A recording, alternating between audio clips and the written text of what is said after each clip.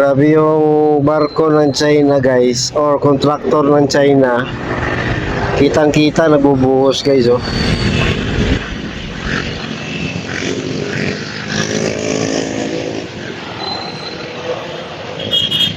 Tapos sa katabi niya, mga barko ng kung anong kumpanya yan, ano, kasi mga fishing vessels yan eh. Maliban doon sa dalawang malaki na yon na may nakausli. Ano kasi yan, conveyor na dyan dumadaan ang mga buhangin na binubuhos nila.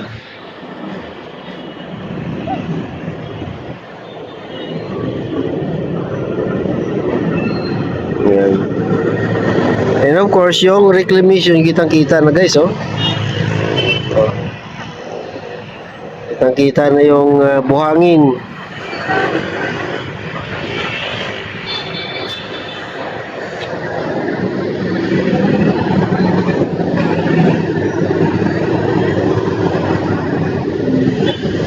May mga portakabi na sila sa gitna.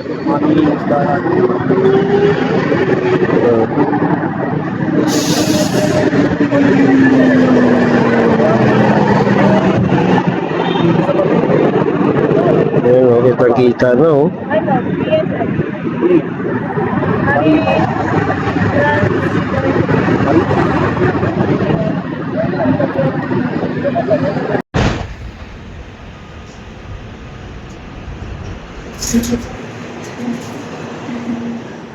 So yan naman, alam mo yung malaki na yan na puti na barko, nag-umpisa pala ako mag-vlog, nandyan na yan. Pagmamayari ata yan ng isang maritime school dito sa Maynila. Yun yung kanilang training ground para at least tunay talaga na barko ang kanilang pagsasanayan.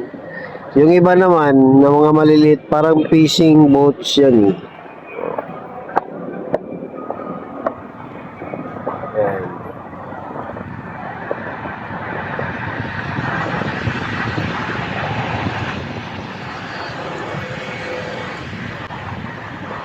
Pag nakita,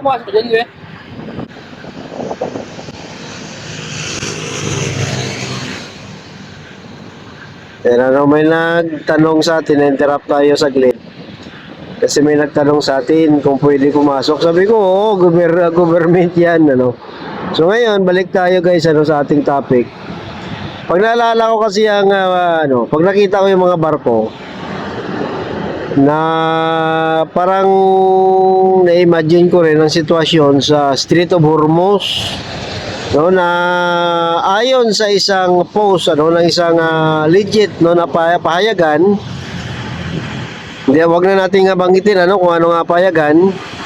May 130 na Philippine vessels ang naka-stranded ngayon sa Strait of Hormuz.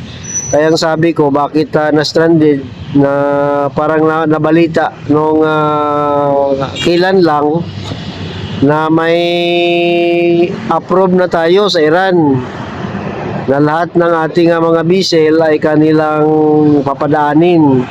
So sabi ko, bakit na-stranded pa? So maybe may mga dokumento lang siguro na inaayos pa.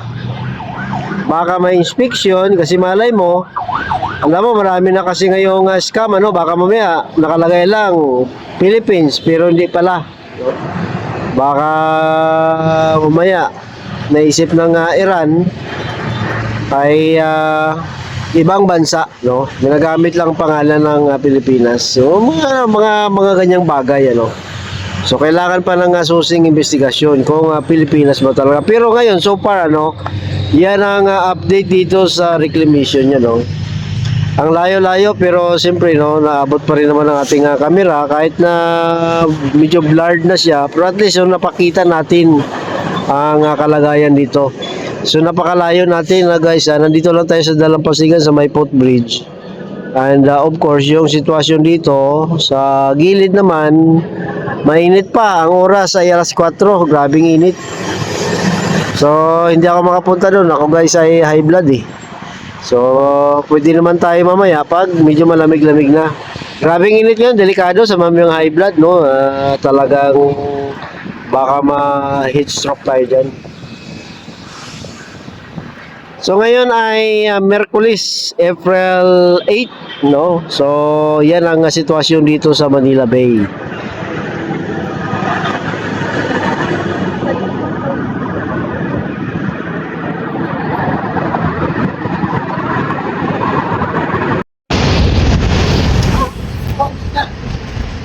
Yun o, ang ganda ng sunset oh.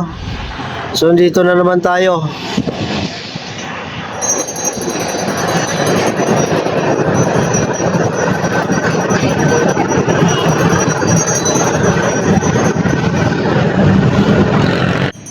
Ayun nga pa din. So anyway no, mag-alas 6 na. Ito guys, maya-maya palabasin na yung mga tao na to.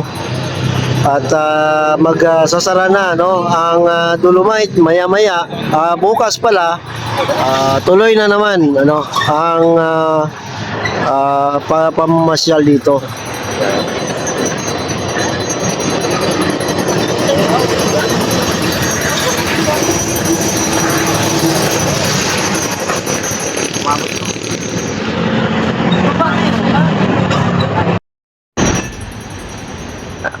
Anong tubig? Yan ang palabas na yung mga tao. Oh.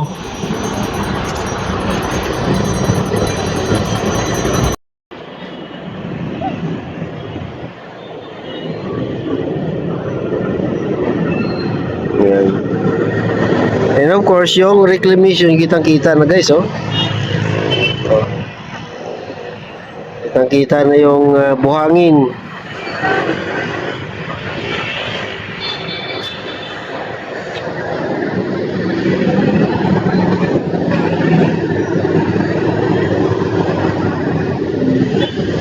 May mga portakabi na sila sa gitna.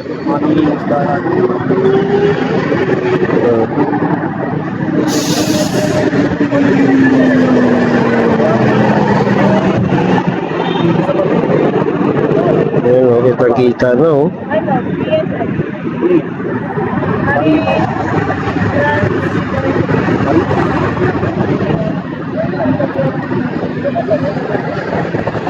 Mamainit pa. Tayo ba lumapit-lapit ah?